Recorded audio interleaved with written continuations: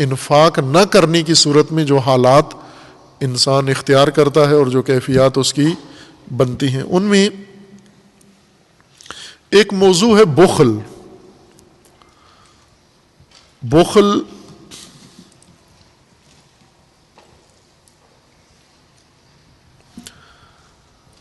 انفاق کی طرح، انفاق کی مقابلے میں ہے، ضد ہے۔ انفاق اگر نہیں کرتا انسان تو کیا کہلائے گا؟ وہ بخیل،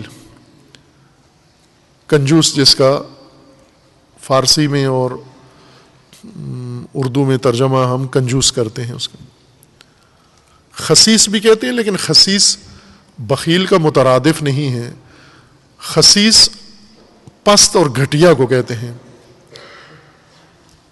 نفیس بہت اعلیٰ اور قیمتی چیز کو کہتے ہیں، اور اس کے مقابلے میں خسیس یعنی گھٹیا، بہت ہی پست ردی چیز، پھینکنے کے قابل جو ہو اس کو خسیس کہتے ہیں۔ بخیل بخل سے ہے، اور بخل کا معنی روکنا ہے۔ بخل کا مطلب ہوتا ہے روکنا، لیکن نہ ہر چیز سے روکنا۔ عربی میں کئی الفاظ ایسے ہیں جن کا معنی روکنا بنتا ہے۔ اس چیز کا روک لینا جسے قاعدتاً، قانوناً روکنا نہیں چاہیے، اس کو روک لینا بخل کہلاتا ہے۔ کچھ چیزیں ہوتی ہیں جن کو روک لینا ٹھیک ہے، ان کو روکنا ہی چاہیے، اور ان کے روکنے کو بخل نہیں کہیں گے۔ ان کے روکنے کے لیے علیحدہ لفظ ہے قرآن کریم میں، جیسے نہی روکنا ہے، من روکنا ہے ان چیزوں کا جن کا رکنا ضروری ہے۔ جیسے اوور سپیڈ گاڑیوں کو پولیس روکتی ہے، تیز رفتار گاڑیوں کو، کہ آپ تیز نہ چلائیں گاڑی، اب ان کو روکنا ہی چاہیے۔ ان کا روکنا یہ نہی ہے، ان کا روکنا من ہے، یا اور الفاظ عربی میں اور دیگر زبانوں میں ان کے لیے استعمال کیے جاتے ہیں۔ بخل اس چیز کا روکنا ہے جسے نہیں روکنا چاہیے، جیسے پینے کا پانی ہے جو لوگوں کی ضرورت ہے، بنیادی ضرورت ہے، کوئی اسے روک لے، پینے کا پانی روک لے لوگوں کا۔ کچھ چیزیں ایسی ہیں جو نہیں روکنی چاہیے، قانوناً، اصولاً ایسی ضرورت ہیں جو کسی صورت میں ان کو نہیں روکنا چاہیے۔ جیسے ہوا ہے، آکسیجن، جس سے انسان زندہ ہے، اسے نہیں روکنا چاہیے۔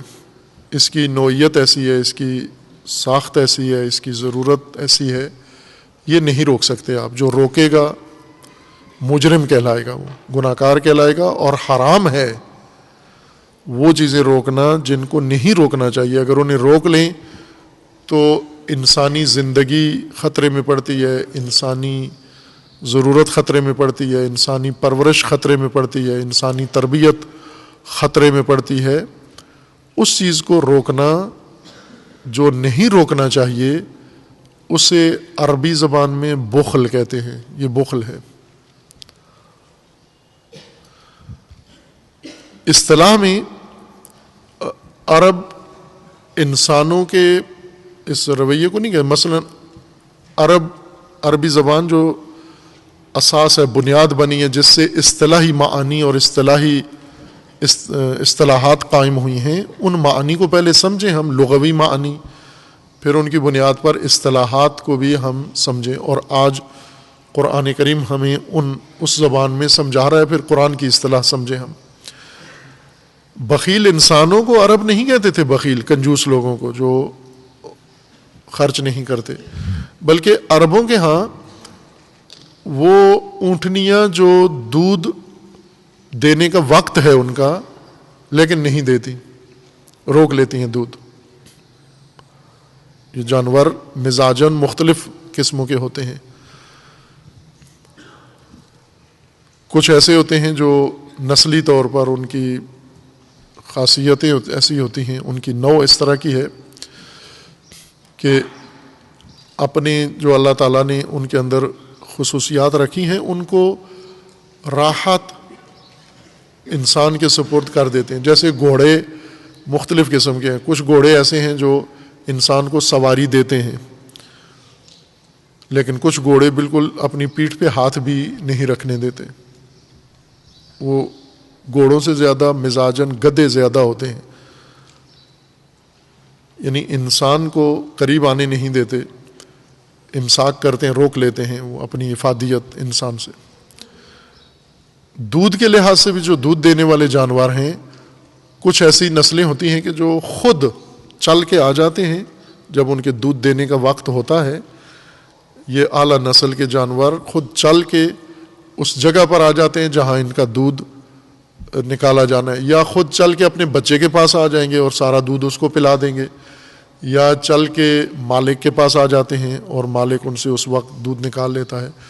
مالک کو ان کے پیچھے گھومنا نہیں پڑتا، دوڑنا نہیں پڑتا، انہیں پکڑنا جکڑنا باندھنا نہیں پڑتا، خود آ جاتے ہیں چل کے۔ ساری قسمیں ہیں، بس وہ بھیڑ بکریاں بھی ایسی ہیں جو دودھ دینے کے وقت پر خود چل کے اس نقطے پہ آ جاتی ہیں جہاں سے ان سے دودھ نکالنا ہوتا ہے۔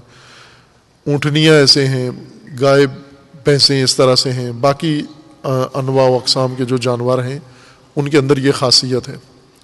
لیکن کچھ ایسے چموش ہوتے ہیں جو دودھ نہیں دیتے، خود چل کے آنا تو دور کی بات ہے، اگر مالک چل کے ان کے پاس جائے تو اول ٹکتے نہیں ہیں، لات مار دیتے ہیں، اچھل جاتے ہیں، قابو بھی نہیں آتے، انہیں باندھ کے۔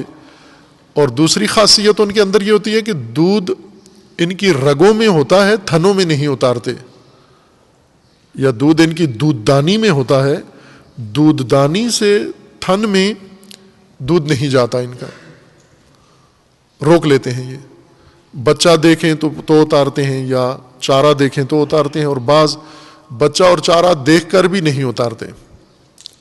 اس طرح کے ان کو کسان بد نسل کم نسل شمار کرتے ہیں، بہت ہی گھٹیا نسل کے جانور یہ ہوتے ہیں جو دودھ اپنا روک لیتے ہیں۔ ان کے نزدیک بخلا وہ اونٹنیاں ہیں جو دودھ نہیں دیتی، روک لیتی ہیں اپنا دودھ، ہوتے ہوئے دودھ دانی بھری ہوئی ہے اس کی، لیکن وہ دودھ مالک کو دینے کے لیے تھن میں نہیں اتارتی۔ یہ بخیل ہے، یعنی وہ چیز اس نے روک لی جو اسے نہیں روکنی چاہیے تھی، جو قانوناً اصولاً مزاجاً طبیعتاً نہیں روکنی چاہیے تھی، چونکہ دودھ دینے والے جانور کی طبیعت نیچر یہ ہے کہ وہ دودھ اتارے، دودھ دینے کے وقت دودھ اتار دے، لیکن نہیں اتارتا وہ، اس کو وہ بخلا کہتے تھے۔ اور اسی طرح پودے، بعض پودے ایسے ہیں جنہیں پھل دینا ہے یا سبزیاں اگانی ہیں، موسم آ جاتا ہے، وہ پھول نکالتے ہیں لیکن اس کے اوپر وہ پھل نہیں لگتا، یا وہ پودے کا جو ثمر ہے، محصول ہے، وہ نہیں لگتا، یا پھلدار درخت ہے، کھجور ہے، اور کھجور نہیں لگتی اس کے اوپر، روک لیتی ہے۔ وہ چیز اس نے روک لی موسم میں، پھل دینے کے موسم میں اس نے اپنا پھل روک لیا جو اسے روکنا نہیں چاہیے تھا۔ اب وہ کیوں روک لیتے ہیں، اس کی اپنی وجوہات ہیں، لیکن اصل معنی بخل کا روکنا ہے اس چیز کا جسے نہیں روکنا چاہیے۔ یہی معنی اصطلاح بن کر انسانوں کے لیے بھی استعمال ہوا۔ انسان بخیل وہ لوگ ہیں جو ان چیزوں کو، ان وسائل کو روک لیتے ہیں جو نہیں روکنے چاہیے، جنہیں آگے بڑھانا چاہیے۔ آگے بڑھانے کا نام ہے انفاق۔ انفاق یعنی ان راہوں میں ڈال دینا جہاں سے دوسری جانب ضرورت مند تک پہنچ جائیں، ان راہوں تک پہنچانا، یہ انفاق ہے۔ اگر یہ انفاق نہیں کرتے، اپنے پاس جو وسائل ہیں ان کے اللہ نے دیے ہیں، جو رزق انہوں نے اللہ سے پایا ہے، رزق سے مراد روٹی چنا نہیں ہے، راشن نہیں ہے، رزق سے مراد وہ تمام ضرورت کی چیزیں، وسائل بقا، وسائل پرورش، وسائل رشد اور وسائل تکامل، انسان کے انسانی زندگی کی جو بنیادی ضرورتیں ہیں جو ان کے پاس اللہ تعالیٰ نے رکھی ہیں، جو کہ تولیدی طور پر یا پیداواری طور پر ان کے حصے میں آئی ہیں، ان کا انہیں روک لینا، روک کر نہ پہنچانا، یہ بخل کہلاتا ہے۔ جو انفاق نہ کرے بخیل ہوتا ہے۔ روک لے ان چیزوں کو، وہ بخیل ہے۔ یہ بات بھی فقہ میں نہیں ہے، بخل کا کوئی باب فقہ میں نہیں ہے کہ بخل اگر کوئی کرے، نہ یہ نہیں ہے۔ فقہ نے بہت سارے اور موضوعات کو بہت اہمیت دی ہے، لیکن اس اہم بحث کو نہیں چنا، یہ فقہی زمرے میں شامل نہیں کیا، اخلاقیات میں ڈال دیا۔ بخل کی جتنی باتیں سب اخلاقیات میں ہیں، بخل کی مذمت، بخل کی قباحت، بخل کی تقبیح، اور ظاہر مذمتی باتیں انسان سن لیتا ہے، نصیحتیں عموماً بچے بھی ماں باپ سے سن لیتے ہیں، نصیحت کا مطلب ہی یہی ہوتا ہے جو صرف سننی ہے، عمل نہیں کرنا۔ نصیحتوں کا معنی معیار ہم نے یہ بنا لیا ہے کہ البتہ جو ہم جن کا نام نصیحت رکھا ہوا ہے وہ نصیحت ہوتی بھی نہیں ہے، وہ ویسے گن گرج ہوتی ہے۔ نصیحت نصح سے ہے، عربی زبان میں نصح رفو کو کہتے ہیں، پھٹی ہوئی چیز کو سینا، جو کپڑا پھٹ جاتا ہے اس کو سی دینے کو نصح کہتے ہیں۔ نصیحت یعنی جو بگاڑ پیدا ہو گیا ہے اس بگاڑ کو ختم کر کے بھر دینا اور اس کو پہلی حالت میں، طبیعی حالت میں لے آنا نصیحت ہوتا ہے۔ عموماً یہ حالت پیدا ہو جاتی ہے انسانوں کے اندر، بچوں کے اندر، جوانوں کے اندر، اس پارگی کو، اس چھید کو دوبارہ سی دینا، یہ نصح کہلاتا ہے۔ ہم نصیحت کے نام پر مزید پھاڑتے ہیں۔ عموماً نصیحت دیکھیے ڈانٹ ڈپٹ کے ساتھ، گالی گلوچ کے ساتھ اور جذبات کے ساتھ نصیحت کر رہے ہوتے ہیں، تو یہ تو مزید خراب کر رہے ہیں آپ۔ جیسے چھوٹا سا بچے نے کپڑا پھاڑا، ماں کے پاس لایا، ماں نے غصے میں سارا پھاڑ دیا، یہ کام ماں کرتی ہے نصیحت کے طور پر، یہ نہیں کرنا۔ نصیحت کا مطلب ہے کہ اگر بچے سے غلطی ہوئی، چھوٹا سا اس میں چھید آ گیا ہے، آپ فوراً لے کر اس کو سوئی سے اس کو سی دو، یہ نصیحت ہے۔ اسی طرح کردار میں، عمل میں، انسان کے رویے میں چھید آ جاتی ہے، اس کو فوراً سی دو، بند کر دو، اس کو تکرار نہ ہو وہیں پر خاموشی سے، یہ نصیحت ہے۔ یہ جو مزید گن گرج ہوتی ہے یہ اور زیادہ چھید کو بڑھانے والی بات ہے۔ بخل نصیحتوں کے اندر ڈال دیا، واعظ کے اندر ڈال دیا، اخلاق کے اندر ڈال دیا، اور اخلاق میں بھی پھر اخلاق کا بھی جو ہم نے حشر کیا، اخلاقی امور، اخلاق کو علم بھی شمار نہیں کرتے۔ یہ مزاج ہے عالم علماء کا۔ آپ علماء کے پاس بیٹھیں، کوئی اس طرح کی بات کریں تو وہ کہتے ہیں اخلاقی باتیں چھوڑو، علمی باتیں کرو۔ یعنی اخلاقی باتیں گویا اتنی ناگوار ہیں، اخلاقیات میں علم بھی نہیں ہے، اخلاقیات میں کوئی اور بنیاد بھی نہیں ہے۔ علمی باتیں کیا ہیں؟ فقہی باتیں کرو،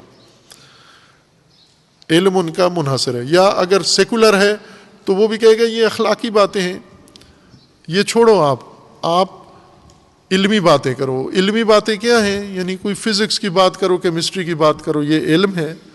اخلاقی باتیں کرو کوئی غیر علمی باتیں ہو جائیں گی۔ اخلاق کو علم میں نہ دینی لوگ شمار کرتے ہیں نہ سیکولر لوگ شمار کرتے ہیں، اتنا اخلاق کا مقام انہوں نے گھٹا دیا، اور تمام اہم بنیادیں جو دین کا نظام تھا اسے اخلاقیات میں ڈال دیا، اور اخلاقیات کو اپنے مقام سے گرا دیا، دھکا دے دیا، سرکا دیا۔ باقی جو بچا کے رکھا وہ علم کہنے لگے، اس پر اترانے لگے کہ یہ علم ہے ہمارا۔ انفاق و بخل دونوں اخلاق میں باس کرتے ہیں، اور اخلاق کو پھر غیر ضروری عطا علم بھی شمار نہیں کرتے، جبکہ قرآن نے انسانی ہدایت، تربیت استوار ہی انہی چیزوں پر کی ہے۔ فقہ کا موضوع کب ہوگا؟ جب انفاق انسان کے اندر پیدا ہوگا، اور جب بخل جیسی اور بیماریاں جو قرآن ذکر کر رہے وہ دور ہوں گی۔ بخل بیماری بن جاتی ہے، انفاق نہ کرنا انسان کو مریض بنا دیتا ہے۔ انفاق صحت مندی ہے، تندرستی کا نام ہے، بخل بیماری ہے، اور بڑی قبیح بیماری ہے، خطرناک بیماری ہے، نقصان دہ بیماری ہے، مضر بیماری ہے۔